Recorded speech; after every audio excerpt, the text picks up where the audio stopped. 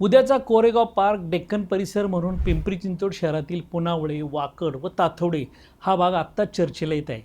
हाकेच्या अंतरावर असलेला बेंगलोर हायवे व उच्चभ्रू व उच्च मध्यमवर्गीय मंडळींनी राहण्यासाठी दिलेली खास पसंती यामुळे हा भाग अधिक चर्चेत आहे.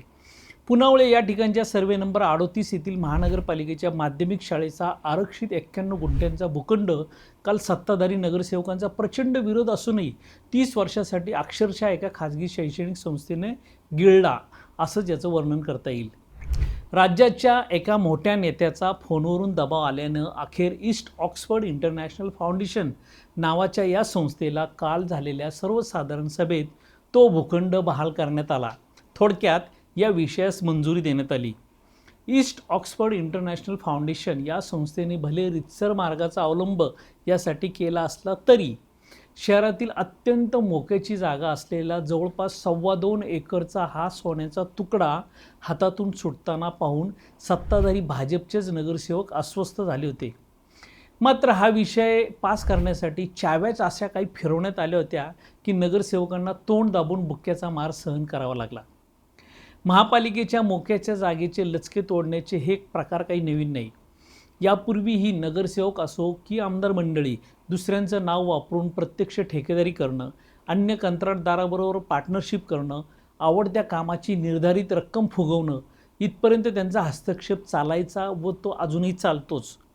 मुकी असलेली या शहरातील जनता ते मुकाटपणे सहनही करते.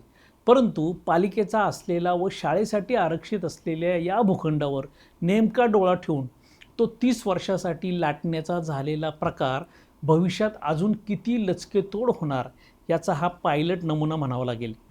अक्षरशः सर्वांच्या डोळ्यादेखत 2.25 एकरची पालिकेची ही सोन्यासारखी प्रॉपर्टी या खाजगी शैक्षणिक संस्थेने पालिकेला 30 वर्षासाठी 7 कोटी रुपये देऊन म्हणजे अगदी चण्या फुटाण्या एवढी रक्कम देऊन आता ही संस्था 2056 पर्यंत 700 किंवा त्याच्यापेक्षा जास्त कोटी कमवणार यामध्ये काही तीळमात्र शंका नाही.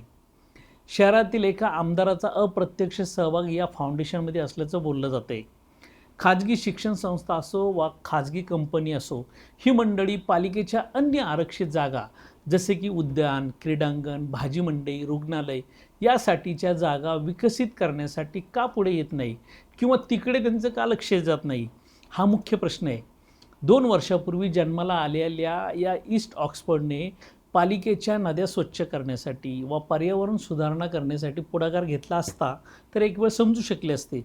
परंतु दिवसाढवळ्या उघडपणे रितसरपणे भूखंड हडपून सत्ताधारी भाजप नगरसेवकांच्या कानशिलात राज्याच्या भाजपच्या मोठ्या नेत्यांनी मारून विषय पास करायला लावला. ही एक प्रकारे खदखदणारी वेदनाच म्हणावी लागेल.